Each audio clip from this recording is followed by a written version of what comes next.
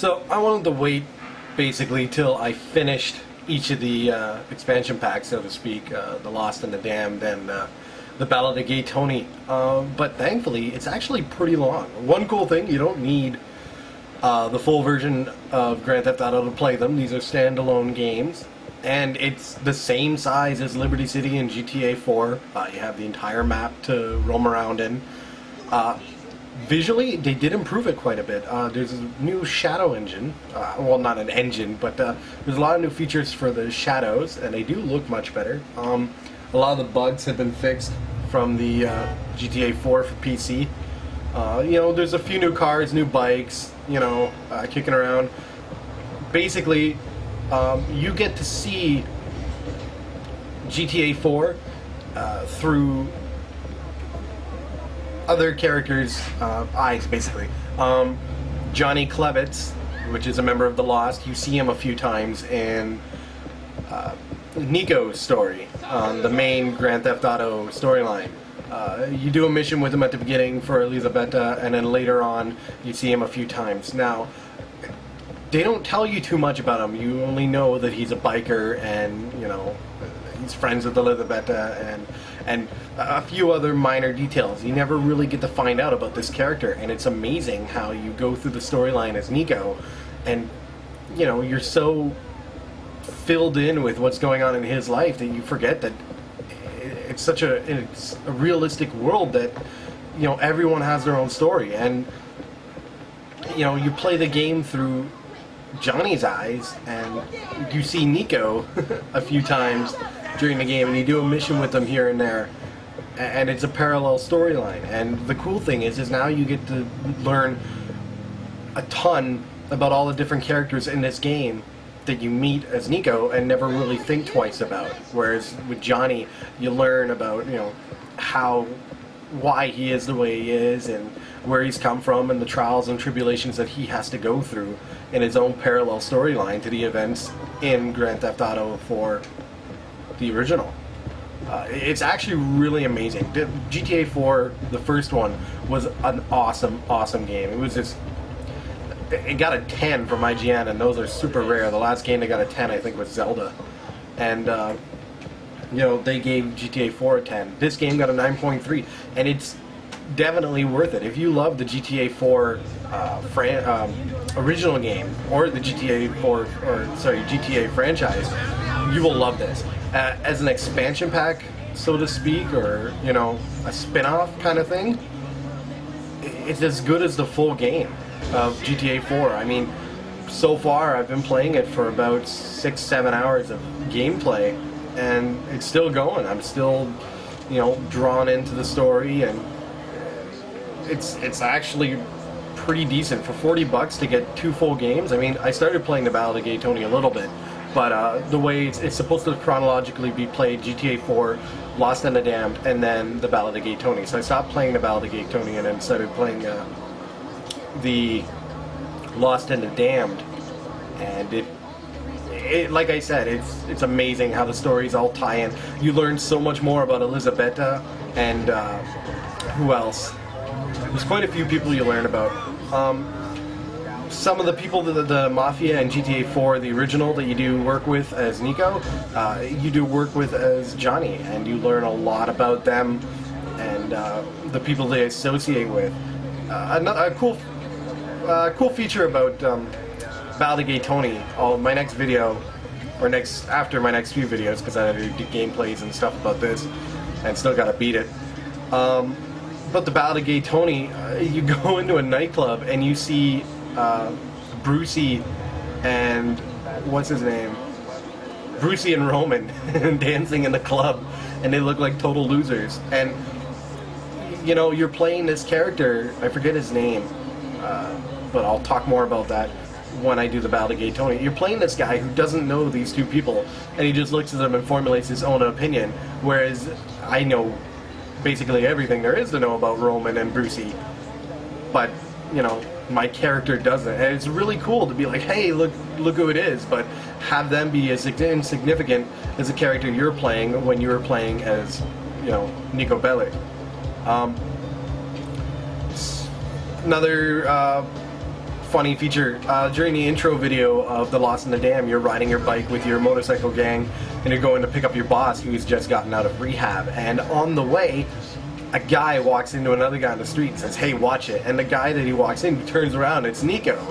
And it's right after you get off the boat and you're heading to the, what's it called? The clothing shop. That shitty place that you first buy clothing. And you're heading there. And, like, it's the beginning of the story for Johnny. And there's Nico beginning his story. Like, it's really cool how everything is parallel in this game. And, you know, the only person that knows what's happening to the other people is you, basically, the player. So it's really cool to see the perspective of nobodies, basically, in GTA 4. And you're playing as them. Like, another thing, when you rob the bank in GTA 4 and there's that black guy lying on the ground next to the guy who's a member of the gun club, and he stands up and shoots at them and gets shot, that's who you play as in the Ballad of Gay Tony. You, like, I thought he was just an NPC, and it turns out he has this entire story behind him. Just like any, like if you're walking down the street and bump into somebody, they have their own life and own story, and it really, what's the way I want to explain this? It really reminds you that, like, everybody is somebody, someone. Everyone means something and has a life and has something going on in their life.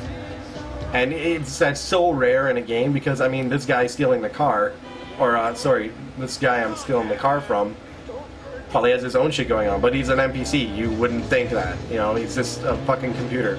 But the way they make these games, or these spin-offs, sorry, for Grand Theft Auto, is that, for all I know, that guy could be, you know, a part of the plot.